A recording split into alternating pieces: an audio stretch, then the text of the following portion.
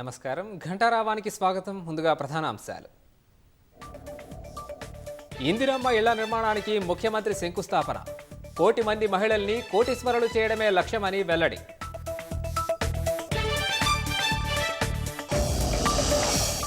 పోతిరెడ్డిపాడు సామర్థ్యం పెంచుతుంటే కేసీఆర్ మద్దతిచ్చారన్న సీఎం.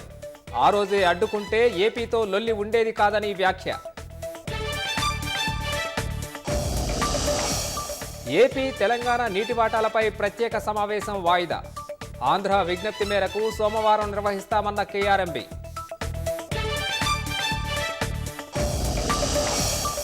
కులగణనపై అనుమానాల నివృత్తికి సర్కార్ సన్నద్ధం.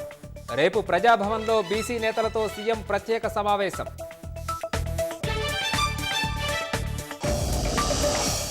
హామీల అమలులో బీజేపీ సర్కార్ విఫలమైందని ఆప్ ఆరోపణ. ఒక్కరోజులోనే విమర్శలేంటని ఢిల్లీ సీఎం రేఖా గుప్తా మండిపాటు. భారత్ ప్రపంచ శక్తి కేంద్రంగా అవతరిస్తోందన్న ప్రధాని. దేశం నుంచి విశ్వనాయకులు తయారు కావాలని ఆకాంక్ష.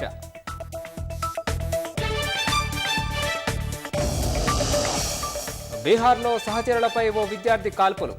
తన బదులు పరీక్ష రాయనన్నందుకు ఘాతుకం, ఒకరు మృతి.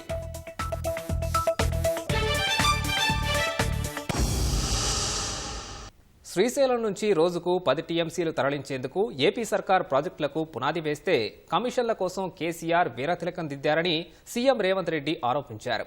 రాజశేఖర్ రెడ్డి పోతిరెడ్డిపాడు సామర్థ్యం పెంచినప్పుడు మంత్రివర్గంలో ఉండి నోరు మెదపలేదని, మళ్లీ జగన్ సీఎంగా ఉన్నప్పుడు రాయలసీమ ఎత్తిపోతల పథకానికి ప్రగతి భవన్లో ప్రణాళిక సిద్ధం చేశారని మండిపడ్డారు. సీఎంగా కేసీఆర్ స్పందించి ఉంటే ఇవాళ చంద్రబాబుతో నీళ్ల పంచాయతీ ఉండేది కాదన్నారు. 10 ఏళ్ల బీఆర్ఎస్ మోదీ సర్కార్ 12 నెలల ప్రజాప్రభుత్వ పాలనపై చర్చకు సిద్ధమా అంటూ రేవంత్ సవాల్ విసిరారు.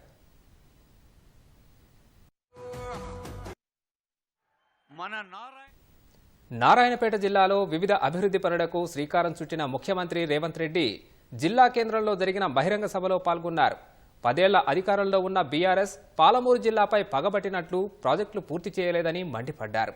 ఇప్పుడు కాంగ్రెస్ సర్కార్ పూర్తి చేస్తుంటే రాజకీయ స్వార్థంతో అవరోధాలు సృష్టిస్తున్నారని మండిపడ్డారు. కృష్ణా పరివాహక ప్రాజెక్టులు పూర్తయి ఉంటే ఆంధ్రప్రదేశ్తో నీటి పంచాయతీ ఉండేది కాదన్నారు. ఈ 10 ఏళ్లలో పాలమూరు రంగారెడ్డి ఎత్తిపోతలు పూర్తి చేసినుంటే ఇవాళ చంద్రబాబు నాయుడుతో పంచాయతీ ఎందుకు వస్తుండే? ఆనాడు నువ్వు వైఎస్ రాజశేఖర రెడ్డి ముఖ్యమంత్రి ఉన్నప్పుడు ఆనాడు పోతిరెడ్డిపాడు పక్క 4,000 క్యూసెక్స్ నుంచి 40,000 క్యూసెక్లకు పెంచింది. రాజశేఖర రెడ్డి గారికి ఊడిగం చేసింది. రాజశేఖర రెడ్డి చెప్పులు మోసి కృష్ణానది జలాలను రాయలసీమకు తరలించడానికి అనుమతించింది కాదా చంద్రశేఖరరావు? మళ్ళీ ఆయన కొడుకు జగన్మోహన్ రెడ్డి ముఖ్యమంత్రి అయిన తర్వాత ఇదే ప్రగతి భవన్ వైఎస్ కొడుకు జగన్మోహన్ రెడ్డిని పిలిపించి పంచపక్ష ప్రమాణాలు పెట్టి 6 గంటలు చర్చించి రాయలసీమ ఎత్తిపోతల పథకానికి పథకం రచించింది నువ్వు కాదా?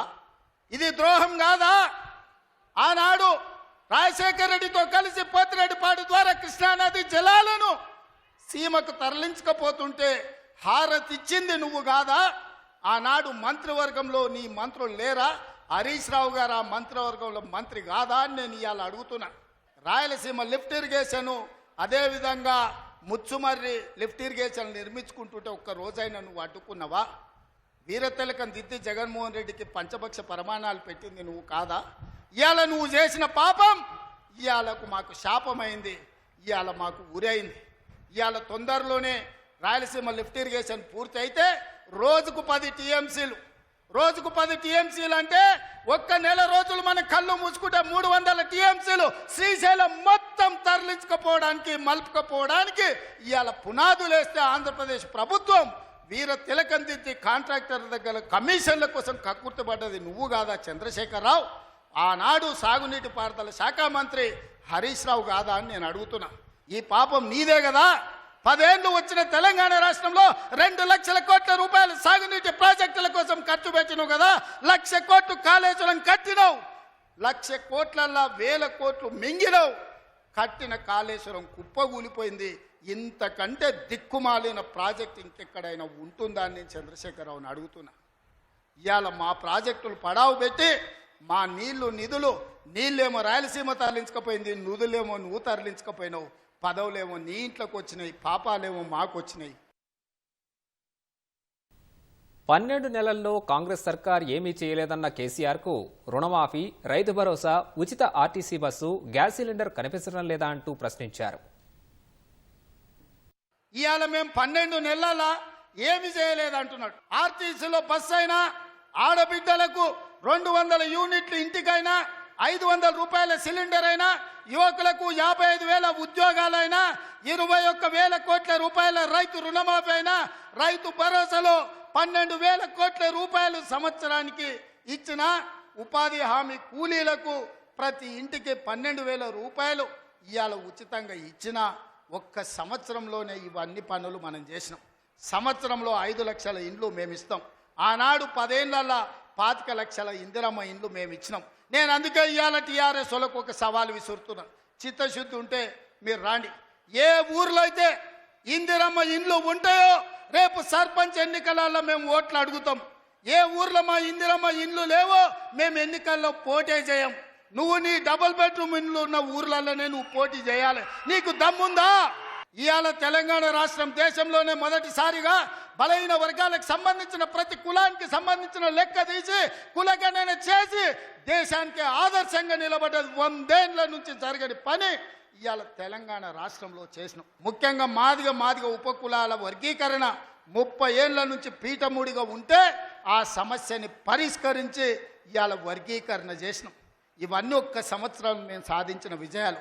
చంద్రశేఖరరావు, నీకు ఇవి కనిపిస్తలేవా? నీ కండ్లకి ఏమన్నా పసిరికలు వచ్చినాయా? నీ కండ్లు ఏమన్నా పచ్చగానే అని నేను అడుగుతున్నా.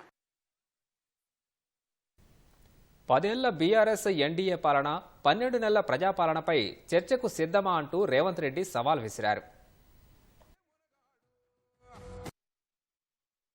ఇక ఆయన మోడీ ఉన్నాడు ఢిల్లీలో, ఈయన గల్లీలో ఈయన ఒక ఆయన ఉంటే ఆడొక ఆయన ఉన్నాడు. ఆయన మనుషులు ఈడ మోపారు. బండి సంజయ్ అంట, కిషన్ రెడ్డి అంట.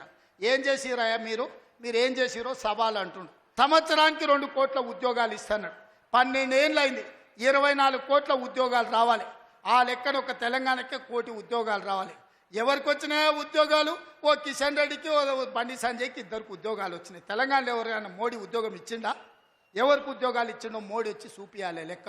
నేను ఇచ్చిన 55,000 మందికి మొదటి సంవత్సరంలో ఉద్యోగాలు తలకాయ లెక్క పెడితే ఎల్బీ స్టేడియం రా ఒక్కొక్కరిని లెక్క పెట్టి పేరు రాసుకొని ఏ ప్రభుత్వ ఉద్యోగం ఇచ్చినో లెక్కలు చెప్తా. మోడీ గారు, నీ బంట్లను పంపిస్తావో, నీ బంట్రోతులను పంపిస్తావో నువ్వు పంపించు, లెక్క పెట్టి చూపించే బాధ్యత నాది. నేను అడుగుతున్న ఇక్కడికి వచ్చిన సోదరుని, తెలంగాణ ప్రజల్ని, 10 ఏళ్ళు కేసీఆర్ ముఖ్యమంత్రి ఉన్నాడు, 12 ఏళ్ళు నరేంద్ర మోడీ ప్రధానమంత్రి ఉన్నాడు. ఇవాళ చర్చకు సిద్ధమా? కిషన్ రెడ్డి గారు, మీ పార్టీ ప్రెసిడెంట్గా నువ్వురా, కేంద్ర మంత్రిగా నువ్వురా, చంద్రశేఖరరావు గారు ప్రతిపక్ష నాయకుడిగా నీ పార్టీ ప్రెసిడెంట్గా నువ్వురా, కాంగ్రెస్ పార్టీ నుంచి ముఖ్యమంత్రిగా నేను వస్తా. 12 ఏళ్ళు మోడీ పరిపాలన మీద, 10 ఏళ్ళు చంద్రశేఖరరావు పరిపాలన మీద, 12 నెలల మా పరిపాలన మీద, ప్రజా పరిపాలన మీద చర్చ చేయడానికి నేను సిద్ధంగా ఉన్నా. చర్చలో ఓడితే ముక్కు నేలకు రాస్తా అని చెప్పి నేను ఈ సందర్భంగా సవాలు విసురుతున్నా. అభివృద్ధి ప్రాజెక్టుల భూసేకరణకు ప్రజలు సహకరించాలని, 10 లక్షలు కాకుంటే 20 లక్షల రూపాయలు కూడా ఇచ్చేందుకు సిద్ధమని సీఎం హామీ ఇచ్చారు. అంతకుముందు ముఖ్యమంత్రి రేవంత్ రెడ్డి నారాయణపేట జిల్లాలో పలు అభివృద్ధి పనులకు శ్రీకారం చుట్టారు. ఇందిరమ్మ ఇళ్ల నిర్మాణానికి ముఖ్యమంత్రి శంకుస్థాపన, మహిళా సంఘాల ఆధ్వర్యంలో నిర్వహించనున్న పెట్రోల్ బంక్ను ప్రారంభించారు. 10 ఏళ్లలో మహిళా సంఘాలకు గ్రహణం పట్టిందని, ఇప్పుడు 1 కోటి మంది మహిళలను కోటీశ్వరుల్ని చేస్తున్నామని తెలిపారు. గత ప్రభుత్వ వైఖరి వల్ల 8 వైద్య కళాశాలల ఏర్పాటు ప్రశ్నార్థకంగా మారిందని, కాంగ్రెస్ ప్రభుత్వం వచ్చాక రద్దు కాకుండా చూశామని సీఎం తెలిపారు. ముఖ్యమంత్రి రేవంత్ రెడ్డి వికారాబాద్, నారాయణపేట జిల్లాల్లో పర్యటించారు. మంత్రులు పొంగులేటి శ్రీనివాసరెడ్డి, దామోదర రాజనరసింహ, సీతక్క, జూపల్లి కృష్ణారావు, ఎమ్మెల్యేలు, ప్రజాప్రతినిధులతో పలు అభివృద్ధి పనులకు శ్రీకారం చుట్టారు. ముందుగా వికారాబాద్ జిల్లా దుద్యాల మండలం పోలేపల్లిలో రేణుక ఎల్లమ్మ తల్లి జాతర సందర్భంగా దేవాలయంలో పూజా కార్యక్రమంలో సీఎం పాల్గొన్నారు. అమ్మవారికి పట్టువస్త్రాలు సమర్పించారు. ఎల్లమ్మ ఆలయంలో సీఎం, మంత్రులు ప్రత్యేక పూజలు నిర్వహించారు. ఆలయ అర్చకులు, అధికారులు రేవంత్ రెడ్డికి అమ్మవారి చిత్రపటం, తీర్థ ప్రసాదాలు అందజేశారు.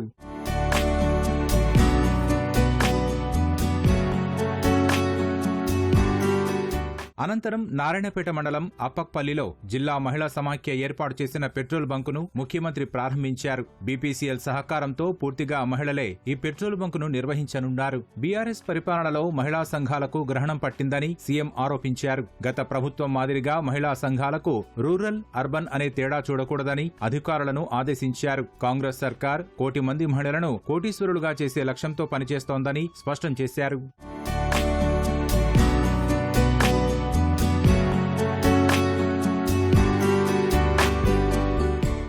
అనంతరం అప్పక్పల్లిలోనే ఇందిరమ్మ ఇళ్ల నిర్మాణాలకు సీఎం రేవంత్ రెడ్డి లాంఛనంగా శ్రీకారం చుట్టారు. తర్వాత నారాయణపేట వైద్య కళాశాలలో అకాడమిక్ బ్లాక్, ఇతర భవనాల నిర్మాణాలకు శంకుస్థాపన చేశారు. 130 కోట్లతో వైద్య కళాశాల, హాస్టల్ నిర్మాణం, 26 కోట్లతో ప్రభుత్వ నర్సింగ్ కళాశాల నిర్మాణం చేపట్టనున్నారు. నారాయణపేటలో 40 కోట్లతో 100 పడకల యూనిట్ కు కూడా సీఎం శంకుస్థాపన చేశారు. మారుమూల ప్రాంతాల్లో ప్రజలకు మెరుగైన వైద్య సేవలు అందించేందుకు ప్రభుత్వం చిత్తశుద్దితో ఉందని సీఎం స్పష్టం చేశారు. గత ప్రభుత్వ వైఖరి వల్ల 8 వైద్య కళాశాలల ఏర్పాటు ప్రశ్నార్థకంగా మారిందని, అవసరమైన వసతులు కల్పించి మెడికల్ కాలేజీలను నిలబెట్టుకున్నామని వివరించారు.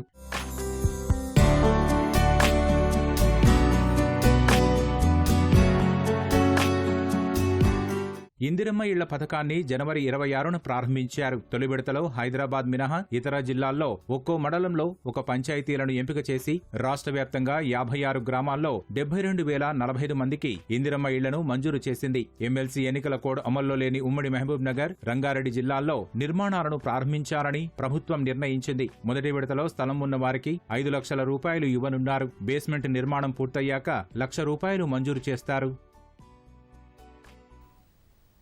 బీసీ కులగణనపై చేసిన అధ్యయనం, క్షేత్రస్థాయిలో నిర్వహించిన విధానం, అనర్హులను తొలగించిన తీరుపై అనుమానాల నివృత్తికి రాష్ట్ర ప్రభుత్వం సిద్ధమైంది. అందులో భాగంగా బీసీ నేతలతో రేపు సీఎం రేవంత్ రెడ్డి ప్రత్యేకంగా సమావేశం కానున్నారని పీసీసీ వర్గాలు వెల్లడించాయి. సీఎం రేవంత్ రెడ్డి అధ్యక్షతన ప్రజాభవన్లో సమావేశం జరుగుతుందని పీసీసీ అధ్యక్షుడు మహేష్ కుమార్ గౌడ్ తెలిపారు. ఆ భేటీకి బీసీ సామాజిక వర్గానికి చెందిన మంత్రులు, ఎంపీ, ఎమ్మెల్యేలు, ఎమ్మెల్సీలు, మాజీ ఎమ్మెల్యేలు సహా పలువురు ప్రజాప్రతినిధులు హాజరు కానున్నారు. దేశంలో ఎక్కడా లేని విధంగా చేపట్టిన కులగణన కార్యక్రమం, ఆ సర్వేలో పాల్గొనని వారికి మరో అవకాశం కల్పించడం, ఈ నెల 28 వరకు కార్యక్రమం తీరుతెన్నులు, బీసీలకు 42% రిజర్వేషన్ల కోసం ప్రత్యేక అసెంబ్లీ సమావేశాల ఏర్పాటుపై చర్చిస్తారు. గిరిజనులకు పంపిణీ చేసిన అటవీ భూములు అభివృద్ధి చేయాలని అధికారులను ఉప ముఖ్యమంత్రి భట్టి విక్రమార్క ఆదేశించారు. సౌర విద్యుత్ వినియోగించి అవకాడో, వెదురు వంటివి సాగు చేసి 2 ఏళ్లలో ఫలితాలు వచ్చేలా ప్రణాళికలు రచించాలని తెలిపారు. ఎస్సీ, ఎస్టీ, విద్యుత్, వ్యవసాయ, అటవీ, ఉద్యాన శాఖల సమన్వయంతో పనిచేయాలని సూచించారు. ఎస్సీ, ఎస్టీ ఆవాసాల్లో నిరుపయోగంగా ఉన్న ఎత్తిపోతల పథకాలకు మరమ్మతులు చేయాలని ఎస్సీ, ఎస్టీ, బీసీ, మైనారిటీ సంక్షేమ శాఖ బడ్జెట్ ప్రతిపాదనలపై నిర్వహించిన సమీక్షలో భట్టి స్పష్టం చేశారు. సంక్షేమ పథకాల అమలుకు ఎన్ని నిధులైనా ఖర్చు చేసేందుకు రాష్ట్ర ప్రభుత్వం సిద్ధంగా ఉందని పునరుద్ఘాటించారు. సంక్షేమ హాస్టళ్లు, గురుకులాల అద్దెలు, డైట్ బిల్లులు ఎప్పటికప్పుడు చెల్లించాలని అధికారులను ఆదేశించారు. గురుకులాల్లో మంత్రులు, ఎమ్మెల్యేలు, ఐఏఎస్, ఐపీఎస్లు పర్యటించేలా అధికారులు చొరవ తీసుకోవాలన్న భట్టి సబ్-ప్లాన్ ప్రకారం వివిధ విభాగాల నుంచి రావాల్సిన నిధులపై కసరత్తు చేయాలన్నారు. కేంద్ర పథకాలకు ఎప్పటికప్పుడు వినియోగ సర్టిఫికేట్లు సమర్పించి నిధులు రాబట్టేందుకు చర్యలు తీసుకోవాలని భట్టి విక్రమార్క ఆదేశించారు. గతంలో రాష్ట్రాన్ని కేసీఆర్ కుటుంబం దోచుకుంటే ఇప్పుడు సోనియా కుటుంబం దోపిడీ చేస్తోందని కేంద్ర మంత్రి కిషన్ రెడ్డి ఆరోపించారు. మెదక్లో ఎమ్మెల్సీ ఎన్నికల ప్రచారంలో పాల్గొన్న కిషన్ రెడ్డి రాష్ట్రంలో ఆర్థిక పరిస్థితి దివాలా తీసిందని విమర్శించారు. ఉద్యోగులకు జీతాలు, రిటైర్మెంట్ బెనిఫిట్స్ ఇవ్వట్లేదని మండిపడ్డారు. నిరుద్యోగ భృతి, జాబ్ క్యాలెండర్, మహిళలకు నెలకు 2,500, కౌలు రైతులు, దళితులకు ఆర్థిక సాయం హామీల ఊసేలేదని దుయ్యబట్టారు. కాంగ్రెస్ అధికారంలో ఉన్న హిమాచల్ ప్రదేశ్లో బిల్లు కట్టే పరిస్థితి లేక ప్రభుత్వ కార్యాలయాలకు కరెంటు కట్ చేశారని మండిపడ్డారు. కర్ణాటకలోనూ హామీలు అమలు కావట్లేదని విమర్శించారు. రాష్ట్రంలో డబుల్ ఇంజిన్ సర్కార్ వస్తేనే సుపరిపాలన, అభివృద్ధి సాధ్యమవుతుందని కిషన్ రెడ్డి వెల్లడించారు. తెలంగాణ బంగారు తెలంగాణ కాదే, కేసీఆర్ కుటుంబం మాత్రము బంగారు కుటుంబమైంది. ఈయన మార్పన్నాడు రేవంత్ రెడ్డి, ప్రజాపాలన అన్నాడు, ప్రజాపాలన రాలేదు. కానీ మరి ఈరోజు రేవంత్ పాలన, రాహుల్ గాంధీ పాలన వచ్చింది. మార్పు ఇక్కడ రాలే. తెలంగాణ దోపిడీ కేసీఆర్ కుటుంబం దోపిడీ చేస్తే ఈ రోజు సోనియా గాంధీ కుటుంబము తెలంగాణను దోపిడీ చేస్తా ఉన్నది. కాబట్టి ఈ రోజు ఈ రాష్ట్రంలో మార్పు రావాలంటే ఈ యొక్క ఎమ్మెల్సీ ఎన్నికల్లో భారతీయ జనతా పార్టీ అభ్యర్థులను గెలిపిస్తే తప్పకుండా ఉపాధ్యాయుల సమస్యలు కావచ్చు, నిరుద్యోగుల సమస్యలు కావచ్చు, ఉద్యోగస్తుల సమస్యలు కావచ్చు, తెలంగాణ సమస్యలు కావచ్చు, భారతీయ జనతా పార్టీ తెగించి పోరాటం చేస్తుంది. మేడిగడ్డ బ్యారేజీ కుంగిన ఘటనపై భూపాలపల్లి జిల్లా కోర్టు ఉత్తర్వులు కొట్టివేయాలని మాజీ సీఎం కేసీఆర్, మాజీ మంత్రి హరీష్ రావు వేసిన పిటిషన్పై విచారణను హైకోర్టు వచ్చే సోమవారానికి వాయిదా వేసింది. మేడిగడ్డ పిల్లర్లు కుంగిన ఘటనపై రాజలింగమూర్తి ఫిర్యాదును భూపాలపల్లి జిల్లా కోర్టు విచారణకు స్వీకరించగా జిల్లా కోర్టుకు అర్హత లేనప్పటికీ ఉత్తర్వులు జారీ చేసిందంటూ కేసీఆర్, హరీష్ రావు వేసిన పిటిషన్పై హైకోర్టులో విచారణ జరిగింది. ఆ విచారణలో భూపాలపల్లి జిల్లా కోర్టులో ఫిర్యాదు చేసిన రాజలింగమూర్తి మృతి చెందినట్లు కేసీఆర్ కోర్టుకు తెలిపారు. ప్రసార మాధ్యమాల ద్వారా ఆ విషయం తెలిసిందన్న న్యాయమూర్తి ఫిర్యాదుదారు చనిపోయినందున ఎలా విచారణ చేపడతామని ప్రశ్నించారు.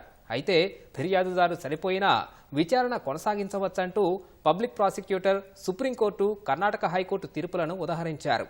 ఇదే సమయంలో వాదనలు వినిపించేందుకు గడువు కోరారు. ఈ మేరకు తదుపరి విచారణను కోర్టు వచ్చే సోమవారానికి వాయిదా వేసింది. ప్రస్తుత నీటి సంవత్సరంలో మిగిలిన కాలానికి తెలంగాణ, ఆంధ్రప్రదేశ్ రాష్ట్రాలకు నీటి వాటాలపై చర్చించేందుకు జరగాల్సిన కృష్ణానది బోర్డు ప్రత్యేక భేటీ ఈ నెల 24కు వాయిదా పడింది. ఏపీ జలవనరుల శాఖ ప్రత్యేక ప్రధాన కార్యదర్శి విజ్ఞప్తిపై బోర్డు సమావేశాన్ని వాయిదా వేశారు. ఈ మేరకు 2 రాష్ట్రాలకు కృష్ణా బోర్డు సమాచారాన్ని పంపింది. వచ్చే సోమవారం మధ్యాహ్నం 3:30కు సమావేశం జరుగుతుందని బోర్డు తెలిపింది. కేఆర్ఎంబీ చైర్మన్ అతుల్ జైన్ నేతృత్వంలో హైదరాబాద్ జలసౌధలో వచ్చే సోమవారం జరిగే భేటీలో ప్రస్తుత ఏడాది కృష్ణా జలాల పంపకంపై నిర్ణయం తీసుకుంటారు. ఈ ఏడాది తెలంగాణకు 131, ఏపీకి 27 టీఎంసీలు మిగిలి ఉన్నట్లు ఇటీవల బోర్డు తేల్చింది. ఈ నెల 11 నాటికి నాగార్జున సాగర్లో 510 అడుగులపైన 63 టీఎంసీలు, శ్రీశైలంలో 834 అడుగులపైన 30 టీఎంసీల నీరు ఉన్నట్లు తెలిపింది.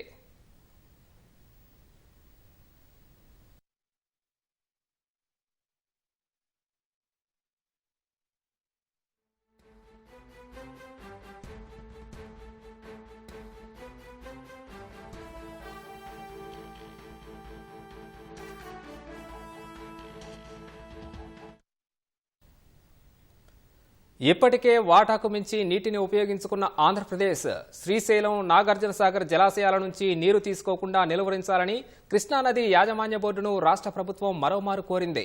ఇవాళ తలపెట్టిన బోర్డు ప్రత్యేక సమావేశం వాయిదా పడిన తరుణంలో రాష్ట్ర నీటిపారుదల శాఖ ముఖ్య కార్యదర్శి Rahul Bojja, ENC Anil Kumar, Nagarjuna Sagar chief engineer Ajay Kumar జలసౌధలో కేఆర్ఎంబీ చైర్మన్ అతుల్ జైన్ను కలిశారు. రాష్ట్ర ప్రభుత్వం తరపున రాహుల్ బొజ్జా బోర్డుకు లిఖితపూర్వకంగా లేఖ అందించారు. ఏపీ ఇప్పటికే వాటాకు మించి నీటిని వాడుకొందన్న రాష్ట్ర అధికారులు ఇక నుంచి ఉమ్మడి జలాశయాల నుంచి ఏపీ నీటిని తీసుకోరాదని తెలిపారు. దీంతో శ్రీశైలం, నాగార్జున సాగర్ నుంచి ఏపీ నీటిని తీసుకోకుండా నిలువరించాలని డిమాండ్ చేశారు.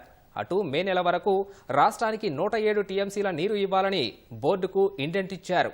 ఇవాళ జరగాల్సిన ప్రత్యేక సమావేశాన్ని సోమవారానికి వాయిదా వేయాలని ఆంధ్రప్రదేశ్ కోరినందున ఆ రోజు సమావేశంలో చర్చించే వరకు శ్రీశైలం, సాగర్ నుంచి ఏపీ నీటిని తీసుకోకుండా చూడాలని రాష్ట్ర అధికారులు కోరారు.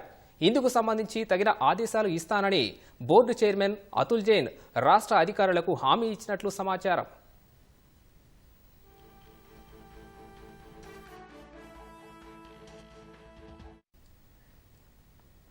హైదరాబాద్ మాసాబ్ ట్యాంక్లోని ఓ అపార్ట్మెంట్లోని లిఫ్ట్లో 6 ఏళ్ల బాలుడు ఇరుక్కుపోయాడు. శాంతినగర్లోని ఓ అపార్ట్మెంట్ 3వ అంతస్తు లిఫ్ట్ మధ్యలో చిక్కుకున్నాడు. కుటుంబ సభ్యులు పోలీసులకు సమాచారం ఇవ్వడంతో సంఘటనా స్థలానికి చేరుకున్న అగ్నిమాపక, డీఆర్ఎఫ్ సిబ్బంది 2 గంటల పాటు శ్రమించి బాలుణ్ణి బయటకు తీశారు. నడుము భాగం లిఫ్ట్లో ఇరుక్కుపోవడంతో స్పృహ తప్పిన చిన్నారిని చికిత్స కోసం నీలోఫర్ ఆసుపత్రికి తరలించారు.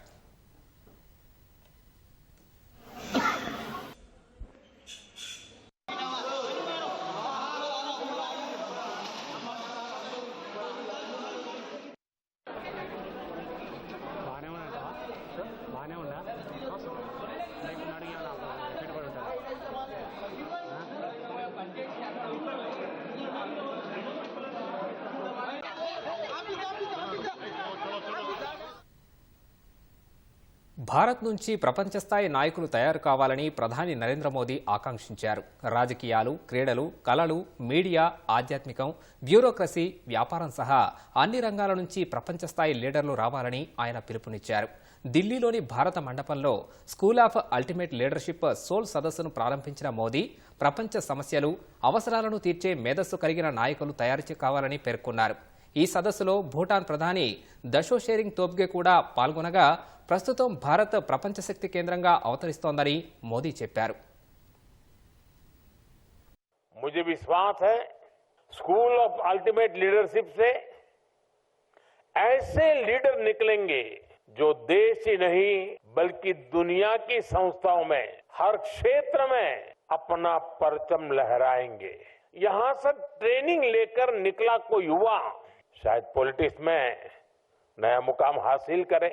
साथियों, कोई भी देश जब तरक्की करता है तो नेचुरल रिसोर्सेज की अपनी भूमिका होती ही है, लेकिन उससे भी ज्यादा ह्यूमन रिसोर्स की बहुत बड़ी भूमिका है. ఢిల్లీ ఎన్నికల్లో ఇచ్చిన హామీ మేరకు మహిళలకు ఇచ్చే 2,500 రూపాయల ఆర్థిక సాయం పథకాన్ని తొలి కేబినెట్ సమావేశంలోనే బీజేపీ ఎందుకు అమలు చేయడం లేదని ఆప్ నేత అతిషి ప్రశ్నించారు. ప్రధాని మోదీ ఇచ్చిన హామీని నెరవేర్చడంలో ఢిల్లీలోని బీజేపీ ప్రభుత్వం విఫలమైందని విమర్శించారు. మోదీ గ్యారంటీ నిజమైతే నిన్న జరిగిన ఢిల్లీ కేబినెట్ సమావేశంలోనే నిర్ణయం తీసుకునేవారని పేర్కొన్నారు. ఎన్నికల సమయంలో తొలి కేబినెట్ భేటీలోనే ఈ పథకాన్ని అమలు చేసే నిర్ణయం తీసుకుంటామని బీజేపీ జాతీయ అధ్యక్షుడు హామీ ఇచ్చినట్లు అతిషి గుర్తు చేశారు. ఎన్నికల జిమ్మిక్కులతో బీజేపీ ఢిల్లీ ప్రజలను మోసం చేసిందని ఆరోపించారు. అతిషి చేసిన వ్యాఖ్యలను ఢిల్లీ సీఎం రేఖా గుప్తా తిప్పికొట్టారు. ఒక్కరోజు కాకముందే తమ ప్రభుత్వంపై విమర్శలు చేస్తున్నారా అంటూ ప్రశ్నించారు. 13 ఏళ్లు ఢిల్లీని పాలించిన ఆప్ ఏం చేసిందో చూసుకోవాలని హితవు పలికారు. అధికారం చేపట్టిన మొదటి రోజే తాము కేబినెట్ సమావేశం జరిపామన్న రేఖ వెంటనే ఆయుష్మాన్ భారత్ యోజనను అందుబాటులోకి తీసుకొచ్చామని గుర్తు చేశారు. ఆయుష్మాన్ భారత్ పథకం ఇన్నాళ్లు ఢిల్లీ అమలు చేయలేదని, బీజేపీని ప్రశ్నించే హక్కు ఆప్కు లేదని రేఖ విమర్శించారు. బీహార్లోని సాసారాంలో ఓ 12వ తరగతి విద్యార్థి దారుణానికి పాల్పడ్డాడు.